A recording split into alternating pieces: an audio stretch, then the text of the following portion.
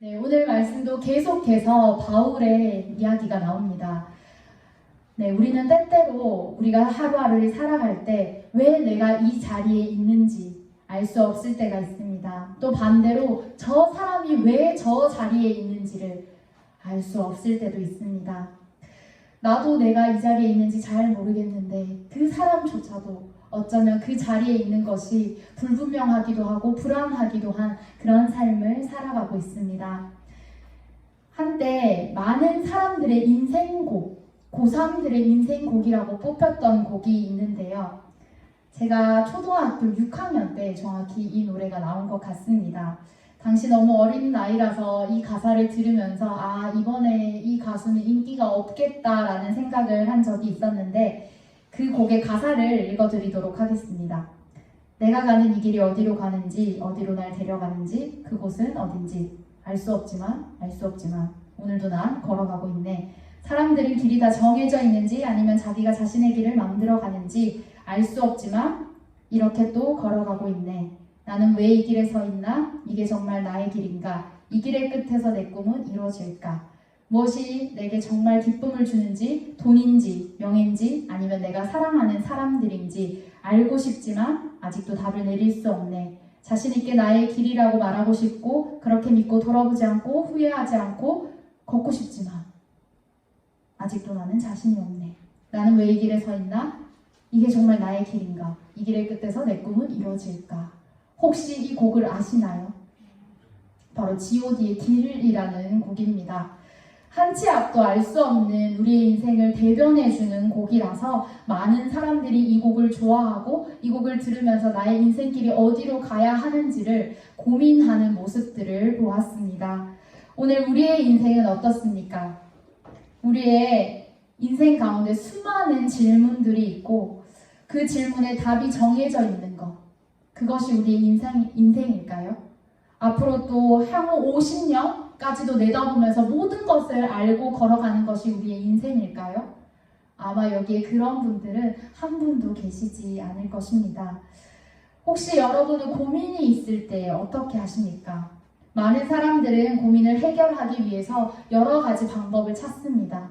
나의 한치의 앞길을 알기 위해서, 나의 미래가 너무나도 불분명하기에 궁금하여서 많은 것들을 찾게 되는데 궁여지책으로 점을 보러 가기도 하고 타로, 사주 등을 보기도 하지요.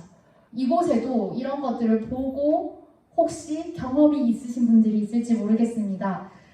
이것은 약간 웃으면서 하는 이야기입니다. 우리 교회에 한 커플이 있는데 그 커플이 무엇이든 물어보살에 나와서 고민을 토로하는 모습을 보았습니다. 물론 방송이어서 정말 점을 보는 거 그런 건 절대 아니고요. 고민을 해결하기 위해서 그 자리에서 함께 이야기했던 것을 우리는 보았습니다. 우리의 인생이 그렇습니다. 하나님께서 우리를 부르시고 그 길을 따라가지만 우리는 그 길을 따라간다고 하여서 모든 것을 알 수 있는 것도 아니고 모든 것을 이해하고 가는 것도 아닙니다. 우리가 다 알고 예수님을 다 알고 그분을 모든 것을 다 알고 따라가는 것도 아닙니다. 하지만 분명한 것 한 가지는 우리가 믿는 자들로서 세상의 사람들과는 다른 길을 걸어갈 수 있어야 한다는 것입니다. 세상의 사람들과 다 똑같은 방법을 택하면서 살아가는 것, 예수님이라면 어떻게 하셨을지 한 번도 생각하지 않고 그냥 나의 생각들로 그 길을 결정해버리는 것, 그것이 우리의 발걸음이라면 예수 그리스도를 믿는 자들이라고 할 수 있겠습니까? 오늘 말씀에 나오는 바울의 삶이 우리와 같았습니다. 바울은 하나님의 뜻을 알 수는 없었지만 모두 다 알고 가는 것은 아니었지만 오늘도 한 걸음 한 걸음 그 길을 묵묵히 걸어가는 모습을 보게 됩니다. 오늘 바울의 삶을 통하여서 그 길을 돌이켜 비록 다 알 수는 없지만 하나님과 함께 가는 길에 서서 주님과 동행하며 한 걸음 한 걸음을 걸어나가시는 여러분들이 되기를 소망합니다. 오늘 말씀에서 여전히 바울은 좋지 않은 상황에 계속해서 맞닥뜨리게 됩니다. 글라우디오 루시아라고 하는 천부장은 아무리 생각을 해도 말씀 속에서 보니 자신의 일을 너무나도 열심히 하는 사람이었습니다. 예루살렘의 치안을 담당하고 있었기 때문에 그 담당자로서 빨리 이 모든 사태들을 잠재우고 진정시키려고 했던 그의 모습을 우리는 볼 수 있는데 오히려 그 사람이 했던 행동들이 많은 사람들에게 더 큰 소동을 일으키고 걷잡을 수 없는 상황에 치닫게 되는 것을 우리는 볼 수 있습니다. 그런 상황에서도 천부장은 지난주의 본문에 이어서 더 열일을 하게 되는데요. 이제는 바울을 사내들인 공회라고 하는 이스라엘의 그 유대인들의 가장 권위 있는 회의 기간에 세워서 신문하게 되는 모습이 오늘 본문입니다. 이 모든 사건은 누구로부터 비롯되었나요? 이것은 천부장이 시켜서 사내들인 공회에 세우게 되지만 결코 천부장이 먼저 행한 일은 아닌 것 같습니다. 이 일을 주도적으로 이끌고 있는 것이 천부장이 아니라 실상은 바로 사도 바울이 예루살렘으로 오게 됨부터 이 사건이 일어나고 이 사건을 하나님께서 이끌어가고 계심을 우리는 볼 수 있습니다. 바울이 영내에서 이방인을 데리고 왔다는 오해를 받음으로 그 소동이 시작이 되었고 이미 유대인들에게 죽음을 당할 그 순간조차 바울이 복음을 전하면서 계속해서 소동이 이어졌고 천부장에게 헬라어로 할 말이 있다고 변명할 기회를 달라고 이야기를 한 후에 그 유대인들 앞에 섰을 때는 히브리어로 이야기를 하면서 그러면서 계속해서 그 소동은 멈추지 않았습니다. 이후 천부장은 로마 시민권을 가진 바울을 마음대로 신문할 수 없어서 너무나도 답답한 마음에 이제 사내들인 공회, 유대인의 최고 기관이었던 그곳에 바울을 신문하라고 세우게 되는 것입니다. 이 모든 상황이 천부장의 입장에서는 결코 이해되지 않는 상황이었습니다.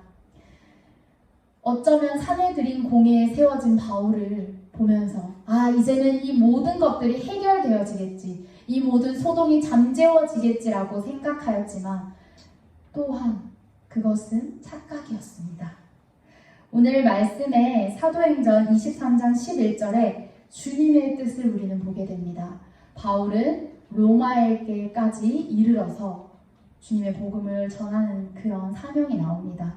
그렇기 때문에 천부장의 뜻대로가 아니라 이제는 이 모든 소동이 잠재워지는 것이 아니라 이미 하나님의 계획대로 이 일들이 계속해서 일어나고 있다는 것을 우리는 기억해야 합니다. 이제 말씀 속으로 더 깊이 들어가서 주님께서 우리의 인생길에서 어떤 방향성을 가질 수 있도록 도와주시고 인도하시는지를 발견하고 그 길에 묻어난 주님의 흔적을 우리 가슴속에 새기기를 원합니다. 먼저 첫 번째, 우리의 인생길에서 하나님은 위기의 순간에 주목하는 눈을 주십니다. 바울은 사내들인 공회 앞에 서서 다시 이야기를 합니다. 바울은 오랜 시간 전에, 십수년 전에 사내들인 공회원이었습니다. 그곳에 포함되어 있는 사람으로서 많은 일들을 행하였습니다. 회심하고 나서는 수많은 곳에 가서 예수 그리스도의 복음을 전하였는데 그 전까지는 사내들인 공회의 회원으로서 계속해서 자신의 열심, 잘못된 것들을 마치 맞는 것이라고 착각하며 그 길들을 행하였던 바울의 모습을 볼 수 있습니다. 그렇게 잘못된 행동들을 돌이켜 예수 그리스도를 전하고 이제 십수년이 흐르고 난 이후에 다시 이 사내들인 공회원, 그것이 아닌 한 사람으로서 이곳에 서게 되는데 23장 1절에 보면 바울이 공회를 주목하여 라고 기록하고 있습니다. 이때 바울이 공회를 주목한다는 것은 헬라어로 아테니사스라고 하는데 눈을 고정시키다, 응시하다 라는 뜻을 가지고 있습니다. 이 단어는 단순히 어떤 사물이나 사람을 그냥 쳐다보는 것이 아니라 진지하게, 열중하여 쳐다본다는 뜻을 가지고 있습니다.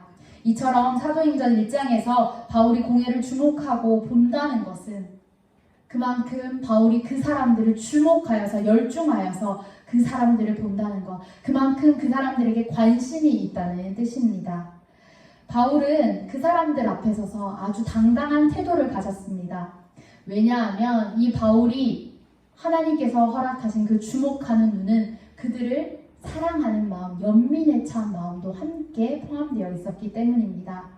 이 상황을 외면적으로 우리가 바라본다면 바울은 유대 최고 사법기관인 사내들인에서 신문받기 위하여서 출두한 것이었는데 오히려 당시에 바울의 눈으로는 하나님께서 허락하신 그 주목의 눈으로는 사내들인 공회원들이 구원의 진리를 알지 못하는 자들, 안타까운 자들, 복음을 전해받기를 원하는 자들, 불쌍한 자들로 바울은 그들을 보게 된 것입니다.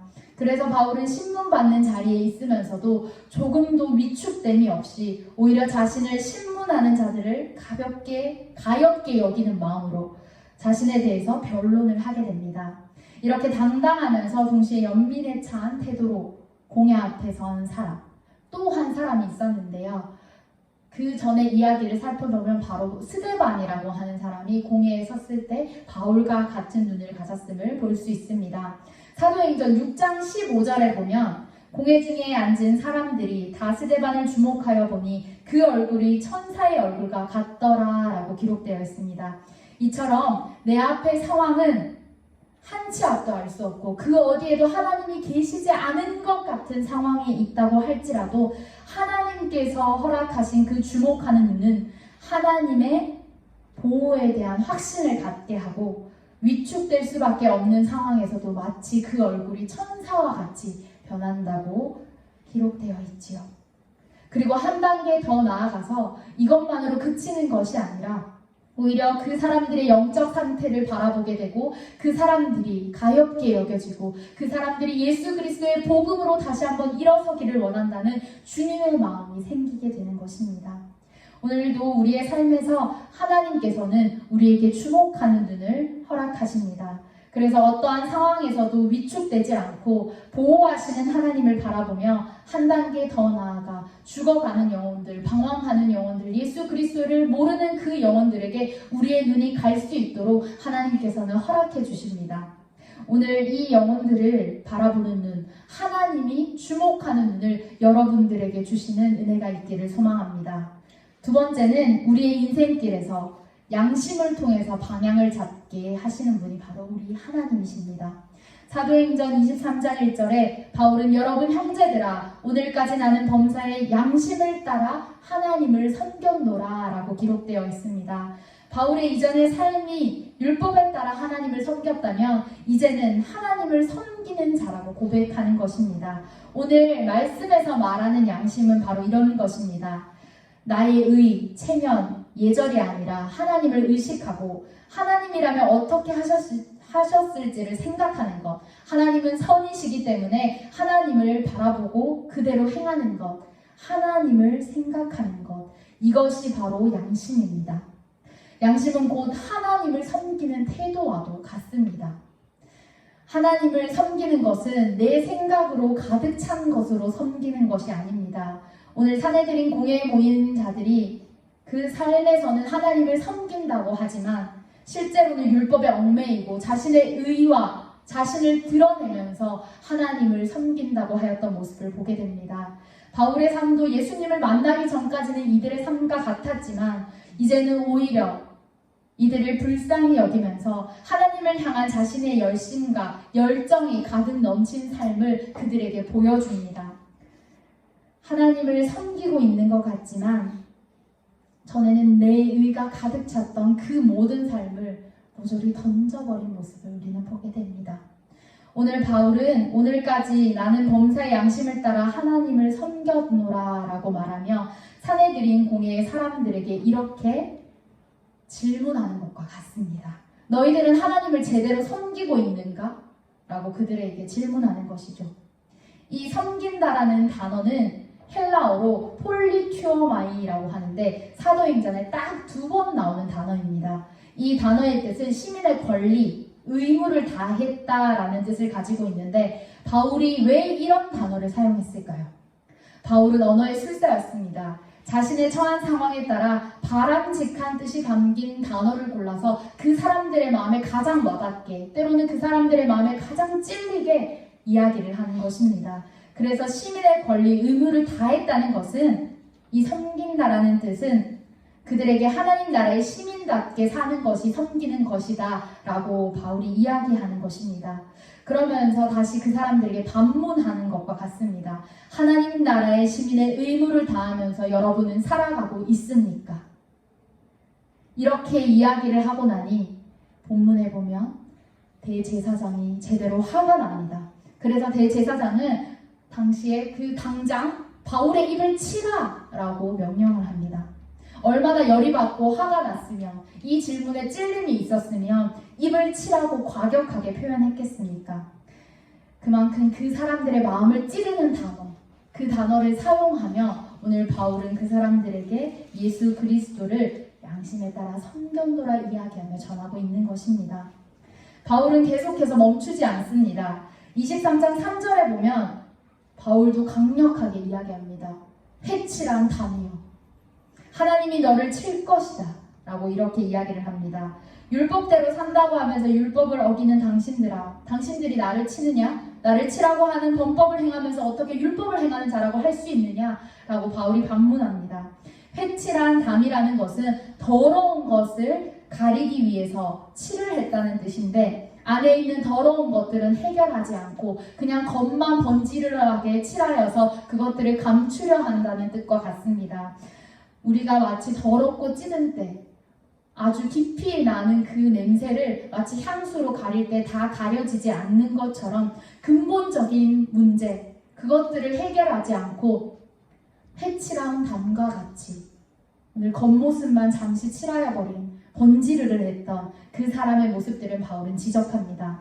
바울이 보기에는 사내그린 공의 사람들이 꼭 겉모습만 그럴싸하게 치장하면서 자신의 의를 드러내는, 하나님을 섬기지 않는 사람들과 같았기 때문에 오늘 바울은 자신은 복음에 있어서 바른 양심으로 이렇게 고백을 하며 사람들에게 깨우치게 하는 것입니다.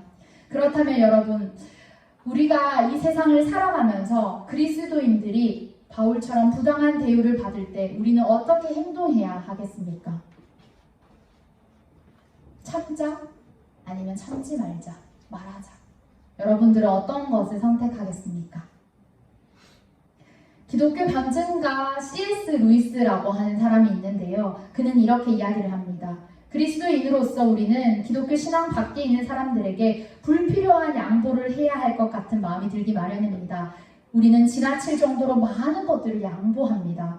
지금 내가 말하는 것은 부적절한 시기에 전도함으로 그들이 우리를 불쾌하고 부적절한 관계라는 위험을 감수해야 하는 것을 말하는 것이 아닙니다. 라고 C.S. 루이스가 이렇게 기록을 하는데요. 예수 그리스도께 진실해야 한다면 우리는 무조건 참는 것이 아니라 양심에 따라서 행할 수 있어야 하는 것입니다. 그리스도인들의 색깔이 무엇인지를 그 사람들에게 보여주어야 하며 그리스도인들로서 이래도 저래도 모든 것을 양보하면서 살아가는 것, 그것은 아닌 것입니다. 복음 앞에서 바른 양심을 가졌다면 옳고 그름을 판단하여서 우리는 바르게 말할 수 있어야 하는 것이죠. 사실 이 시대를 살아가는 그리스도인들이 삶을 살아간다는 것이 너무나도 쉽지 않습니다. 이 세상은 좀 더 편안하게 우리를 이끌고 또 우리가 좀 더 편안하게 세상을 살아가기 위해서는 적당히 타협하고 적당히 침묵하고 적당히 그 사람들의 길을 따라가는 것, 함께하는 것, 그것이 마치 좋은 길인 것처럼 보입니다. 불의에 대해서 침묵하거나 눈을 질끈 감기도 하는 것이 사실 우리의 모습입니다. 이 시대를 이끌어 나가야 할 우리는 이제는 이 모습들을 버리고 사랑하기 때문에 그리스도인들의 색깔을 내기를 원합니다. 그런데 그 색깔은 무엇이냐면 톡 쏘는 것, 사람들에게 지적질하고 비판하고 소리를 지르고 그런 것이 아니라 우리 그리스도께서 주신 선한 양심으로 부드럽고도 따뜻한 색깔을 그 사람들에게 내비쳐야 하는 것입니다. 하나님께서는 우리에게 주신 그 양심을 통하여서 나의 의, 체면, 예절, 그것들을 드러내는 것이 아니라 다시 한번 우리가 하나님을 의식하고 하나님이라면 어떻게 하셨을지를 생각하고 살아갈 수 있도록 우리를 이끌어 주십니다. 그래서 우리에게 그 양심을 허락하시고 이렇게 살아가라고 말씀하시는 것입니다.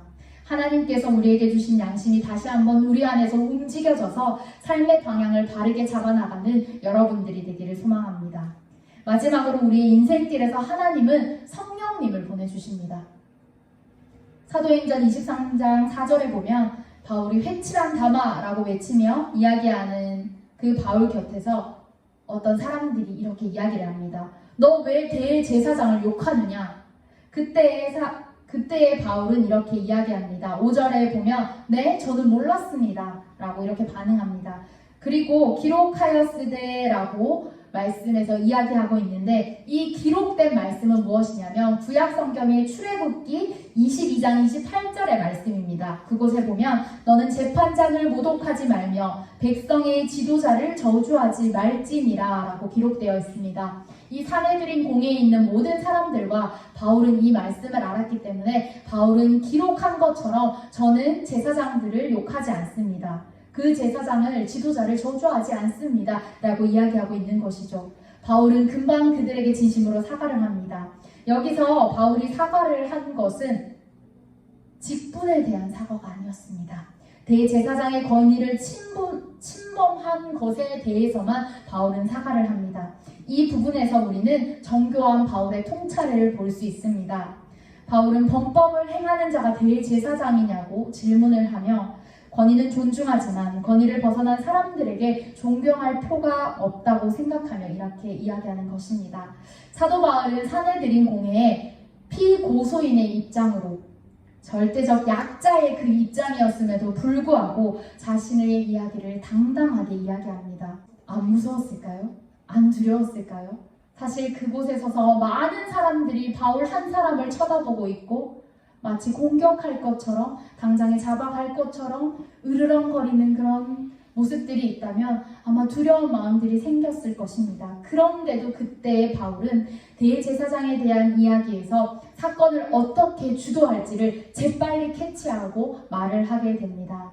바울의 앞에 있는 사내들인 공회는 사두개인과 바리새인이라고 하는 두 파로 나눠져 있었는데 바울이 6절에 보면 급 자신은 바리새인의 아들이라고 이야기를 합니다. 부활을 증거하기 위해서 복음을 전했더니 내가 여기에 서 있다고 바리새인들에게 이야기하는 것이죠. 그러면서 바울은 한 가지 논쟁을 던지게 되는데 그 사내들인 공회에 있는 바리새파와 사두개인 이 두 사람이 서로 싸우도록 만드는 그런 논쟁을 던져놓습니다. 바리새인들은 영적 존재나 부활을 믿는 자들이었기 때문에 그래서 사두개인들이 이 말을 듣고 나면 분명히 반박할 것을 알았기 때문에 바울은 빠르게 그렇게 이야기를 하며 그 모든 상황 가운데 자신은 빠져나오고 두 사람들이 싸우도록 하는 모습을 보게 됩니다.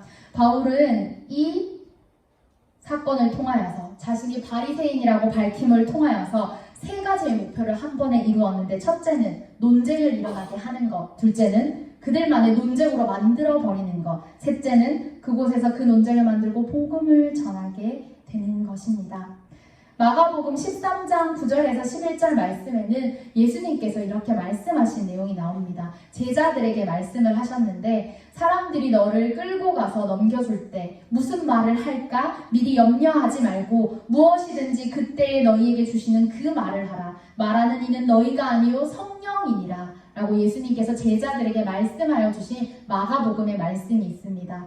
이처럼 바울도 그 순간의 판단을 가지고 말하는 것이 바로 바울이 아니요 그분 바로 성령님께서 말씀하시는 것입니다. 그래서 바울은 자신의 입을 통하여서 성령님이 일하게 하셨고 그 성령님이 일하심으로 인해서 순간의 빠른 판단력과 말할 수 있는 지혜를 가지고 이 모든 상황들을 모면하고 해결해 나감을 볼 수 있습니다. 여러분, 성령의 사람이 된다는 것, 성령님의 그 쓰임을 받는다는 것은 우리의 입과 생각과 몸과 모든 것들을 하나님의 생각대로 뜻대로 맡겨드리는 것입니다. 하나님의 생각이 가득하면 하나님은 우리를 쓰십니다. 이미 여러분들을 사용하고 계시고 여러분들을 통하여서 하나님의 놀라운 계획들이 일어나도록 일하시는 분이 바로 성령님이십니다. 오늘 이것을 기억하시면서 하나님께서 우리에게 이루실 일들, 성령님을 보내시고 또 때로는 주목하는 눈을 허락하시고 또 때로는 우리에게 양심을 허락하셔서 놀랍도록 일하실 그분을 기대하며 다시 한번 그분을 의지하며 그 길을 걸어나가는 여러분들이 되시기를 소망합니다. 여러분들을 이 교회에 세우셨습니다. 그리고 여러분들을 이 땅에 세우셨습니다. 하나님께서 앞으로 여러분들을 통하여서 하실 일들이 너무나도 많습니다. 그 일들을 기억하며 우리의 길에서 주님과 함께 동행하며 그 길을 발견하는 여러분들이 되기를 소망합니다. 함께 기도하겠습니다. 하나님 감사합니다. 우리의 가는 길 가운데 우리가 무엇을 의지하며 가야 하는지, 우리의 미래를 누구에게 맡기며 나아가야 하는지를 바르게 기억하게 하시고, 우리의 삶의 길이 오직 하나님임을 기억하며 이 길을 걸어나갈 수 있는 자들이 되게 하여 주시옵소서. 하나님께서 놀랍도록 행하실 일들을 우리 삶 속에서 발견하기를 원합니다. 성령 하나님, 우리 청년들 한 사람 한 사람을 붙들어 주셔서 성령님과 동행하며 모든 일들을 주님의 뜻 가운데 행할 수 있도록 인도하여 주시옵소서. 예수님의 이름으로 기도드립니다.